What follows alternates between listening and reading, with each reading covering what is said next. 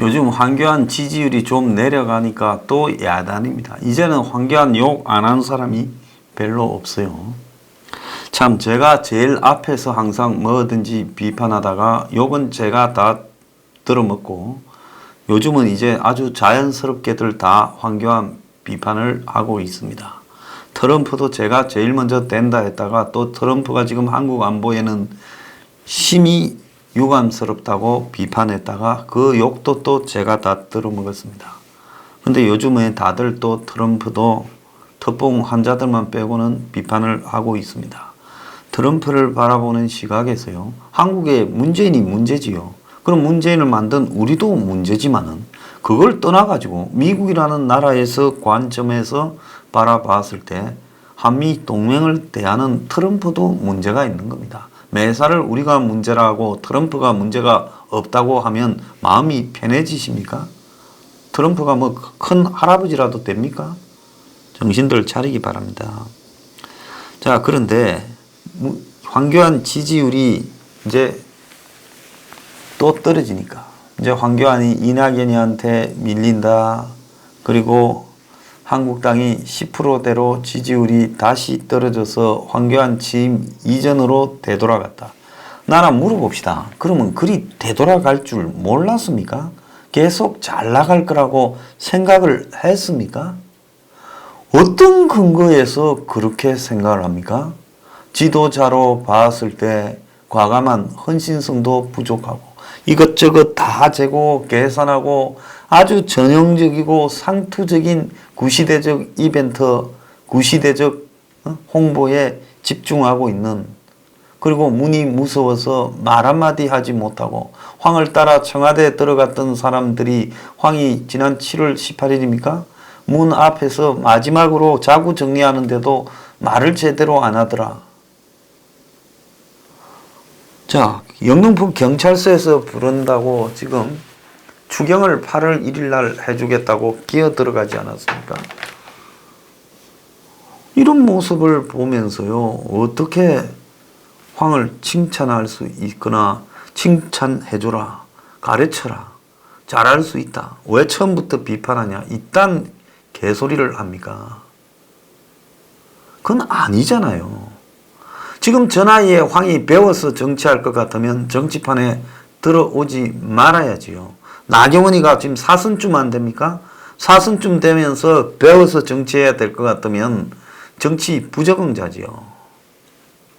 니놈 다 까냐? 아니 잘하는 거는 잘한다 해준 사람입니다. 그런데 대부분 잘 못하니까 대부분 까는 거죠.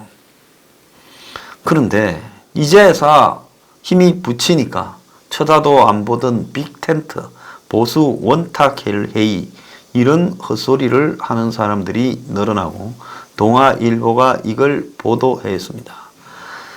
한국당의 수도권 지역 한 의원은 29일 날 이대로 총선 치르면 다 죽는다는 인식이 요즘 만나는 사람마다 다 말해서 보수 정계 개편을 이야기하고 있다.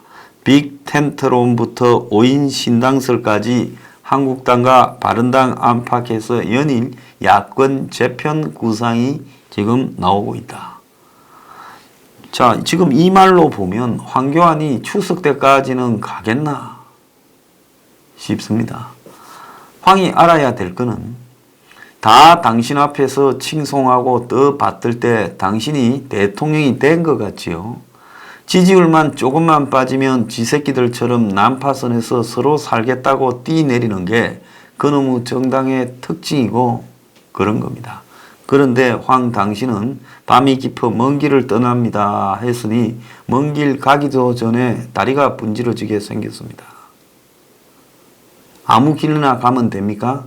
방향을 정해서 가야지요. 아무리 밤이 깊어도요. 자, 그래서 최근에 여론조사를 보면 한국당이 리얼미터의 26.7, 이 자들은 한국당의 지지율을 실제보다 조금 올립니다. 문재인 지지율은 많이 올리고요. 이유가 있겠죠.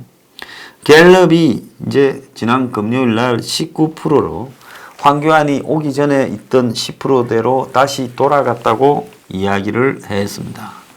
그러니까 이제 한국당 안에서는 이제서야 황교안의 한계가 드러난 거 아니냐 이렇게 말을 하고 황교안이 취임 5개월 만에 도로 한국당으로 전락했다. 황교안 표를 각인시킬 기회를 놓쳤다. 표가 될 만한 건덕지가 없는데 각인이 됩니까? 비판하는 인간들도 멍청하기는 매한방입니다. 대단히 미안한 소리지만은 정치는요, 마음에 깊숙한 울림을 가져오는 뭐 한 방이 없으면 정치하지 말아야 되는 겁니다. A4 용지 안 보고 대중의 감성을 뒤흔들 정도의 자신이 없으면 정치편에 의신을 하면 안 되는 겁니다. 그래서 하다 더 할 게 없어서 대통령이나 해먹을까? 내 경력이 남은 게 대통령 하나만 비어 있는데 이거 채우러 집안에 영광 좀 하러 내가 대통령 해야 되겠다. 이런 사람은 절대로 오면 안 되는 거죠. 그래서 최근 이 보수 야당 주변에 가장 많이 언급되는 것이 보수 빅텐트론입니다. 가장 이상적인 것이 다 해체했다가 다시 모이는 거다. 그러면서 바른미래당의 안철수, 유승민, 황교안 빅딜 방안을 제시했다고 합니다. 급기야 일각에서 안철수, 유승민과 김무성, 남경필, 원희룡 5인 신당론 아이디어도 나오고 있다고 합니다. 참 지랄하고 자빠졌습니다. 이제 황교안 밀어놓고 한편으로는 저거 밀면 한 5개월도 안 갈 거니 저거 자빠지면 우리가 가겠다 해서 황교안 밀은 사람까지도 이제 등장하고 있습니까? 그러면 애초부터 안 될 놈을 밀은 거는 뭡니까?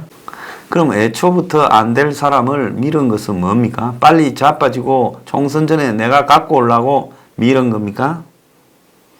자, 여기서 하나 아무리 세상이 더러워도 짚고 넘어갈 거는 좀 짚고 넘어갑시다.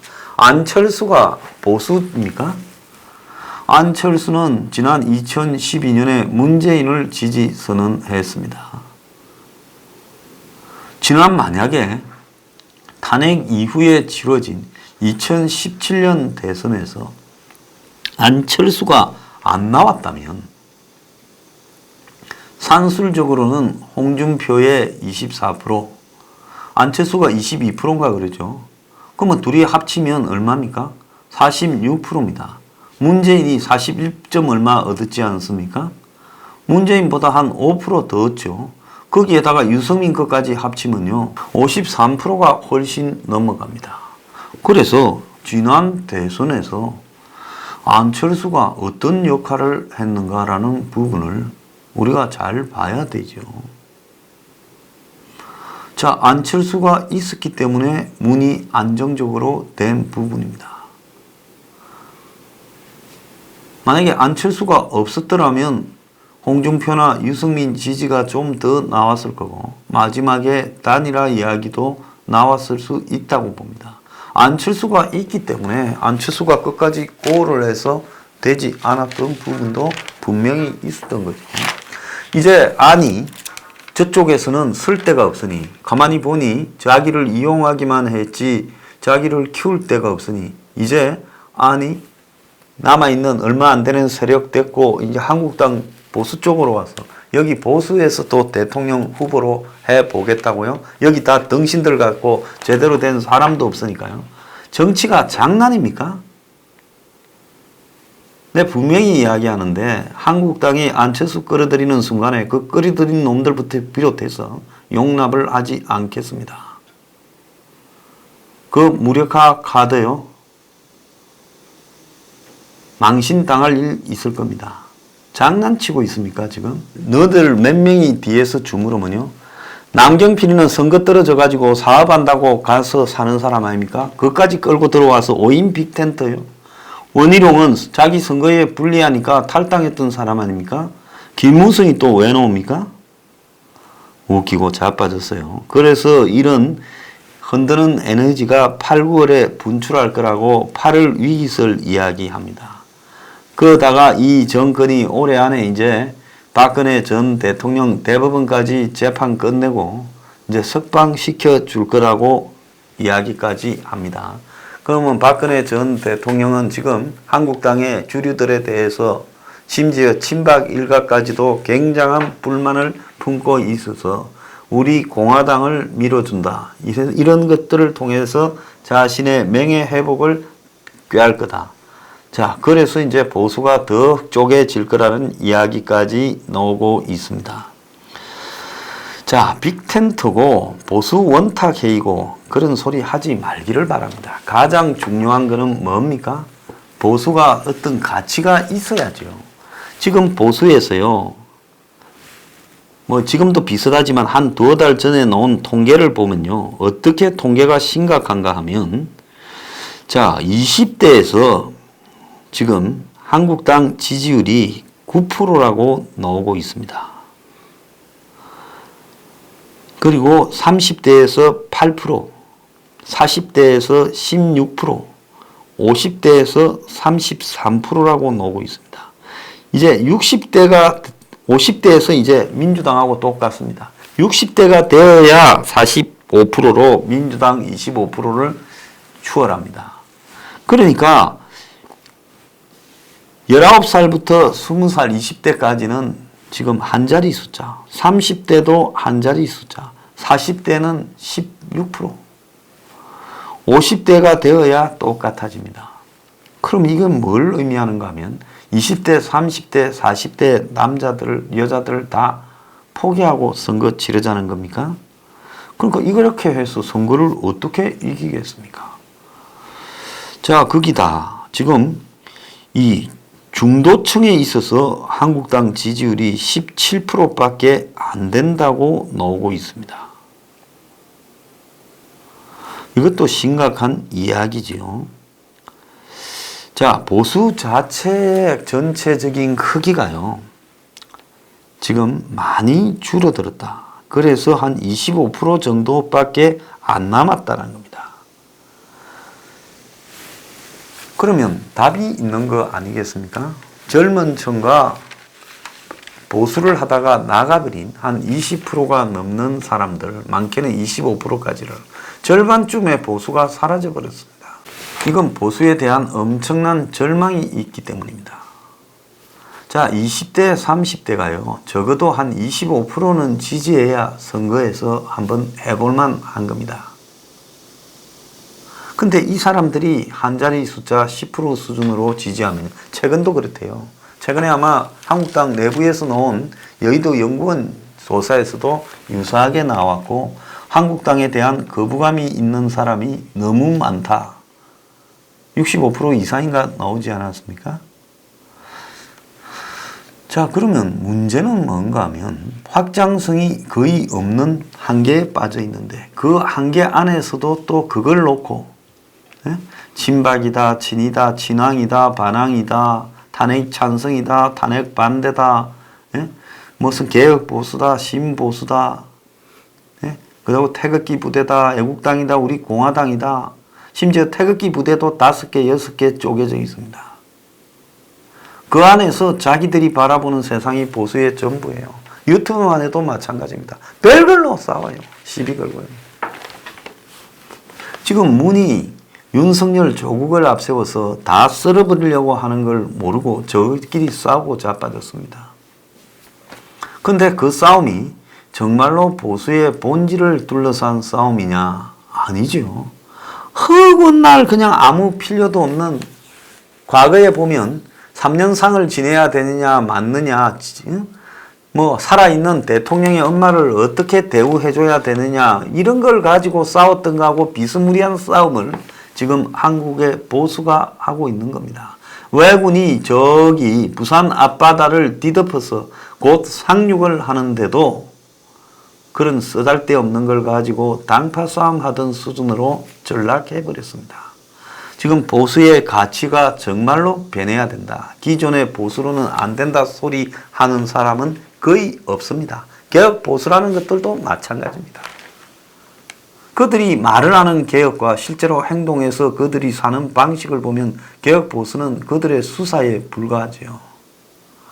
그리고 새로 나타난 보수의 리더라는 사람들도 새로운 보수의 가치를 갖다가 이렇게 던져서 그걸 갖다가 보수 대중들을 계몽하려고 하기보다는 그냥 기성의 보수들이 좋아할 만한 소리들만 하면서 떠들고 있습니다. 어느 누구도 보수가 이래서는 안 된다고 이 해집는 소리를 하는 사람이 없습니다. 듣기 좋은 소리만을 듣고 싶어요. 원래 망조가 들면 종말이 가까웠다, 각성하라는 소리보다 듣기 좋은 소리, 문이 곧 쫓겨난다, 탄핵시킬 수 있다 하는 아주 자기들끼리의 희망회로, 요즘 내피셜이라고 말하지요. 그걸 돌리고 있는 겁니다. 이게 지금 망조가 가까웠다라는 이야기인 겁니다. 그래서 이 기존의 보수가 자기들끼리 이합 집산을 한다고 그걸 빅텐트로 하거나 그 밥에 그나물들이 모여서 보수 원탁 회의를 한다고 방법이 있겠습니까? 저는 방법이 없다고 보고 있습니다. 그러면 어떻게 해야 방법이 있느냐? 그 방법은 새로운 가치를 통해 20대, 30대, 40대가 보수를 사랑할 수 있게 되어야 되는 거고, 보수에 실망을 해서 떠난 보수의 가치를 액면 그대로 사전적으로 좋아했던 순수한 분들이요, 다시 보수를 사랑할 수 있도록 해야 된다는 겁니다. 보수는 몇 명만의 전유물이 아닙니다. 그들이 외치고 그들이 보이는 행동이 보수의 전부가 절대 될 수가 없습니다. 우리가 주인이다 이런 거 없습니다.